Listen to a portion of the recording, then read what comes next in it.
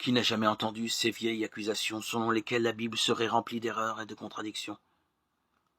En fait, ces critiques sont si répandues que la plupart croient qu'il en est ainsi sans l'avoir vraiment vérifié. Après tout, il est impossible que tous ceux qui affirment cela soient dans l'erreur, n'est-ce pas? Pour ma part, je suis convaincu que si on étudie la Bible dans son contexte, on n'y trouvera aucune contradiction concernant un point de doctrine essentiel.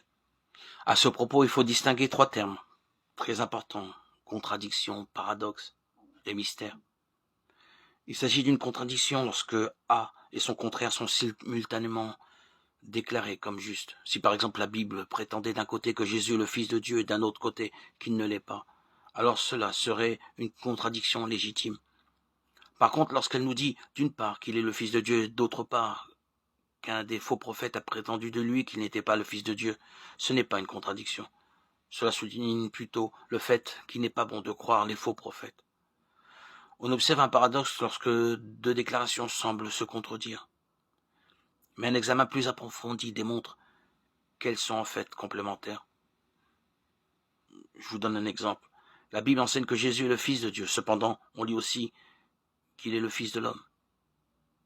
Les sceptiques peuvent sauter sur l'occasion pour demander: qui est-il vraiment, le Fils de Dieu ou le Fils de l'homme?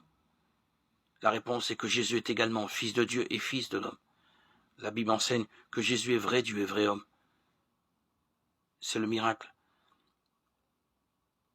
de sa naissance et son incarnation sur terre, lorsque Dieu est devenu homme.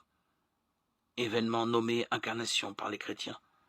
Lorsque Jésus utilisait l'expression Fils de l'homme, il se référait à un titre donné au Messie dans l'Ancien Testament. Je vous invite à voir le chapitre 7 de Daniel, le verset 13. En s'appelant Fils de l'homme, il parle de lui comme le Sauveur. Un autre paradoxe, qui est parfois source de confusion pour certaines personnes, concerne l'arbre généalogique du Christ. Il est facile de constater que l'arbre généalogique figurant dans l'évangile de Matthieu diffère fortement de celui de l'évangile de Luc. Que cela signifie-t-il? Cette question est trop importante pour la passer sous silence. Une fois de plus, il y a une explication simple. Jésus avait 2 parents, Joseph et Marie. Matthieu nous montre la lignée de l'un et Luc la lignée de l'autre.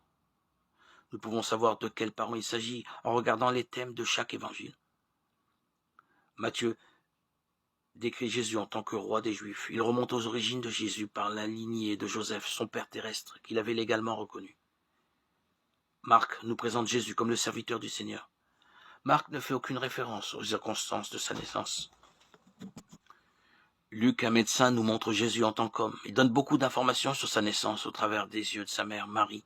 On peut en déduire qu'il décrit l'arbre généalogique de Marie. Jean nous présente Jésus dans sa divinité en tant que Fils de Dieu. Ces informations sur la naissance de Jésus commencent dans l'éternité passée. Au commencement, la parole existait déjà. La parole était avec Dieu, la parole était Dieu. Il continue: et la parole s'est faite homme. Elle a habité parmi nous, pleine de grâce et de vérité. Nous avons contemplé sa gloire, une gloire comme celle du Fils unique venu du Père. Jean 1:1 et 1:14. Il nous reste à comprendre ce que l'on entend par mystère. Un mystère est quelque chose de vrai, mais que nous ne pouvons pas comprendre avec notre capacité de compréhension humaine limitée. La controverse entre la prédestination et la volonté libre illustre cela. En d'autres termes, est-ce Dieu qui prédétermine notre futur, ou chacun de nous décide-t-il de son propre chemin? Selon moi, la Bible enseigne que ces 2 positions différentes sont valides.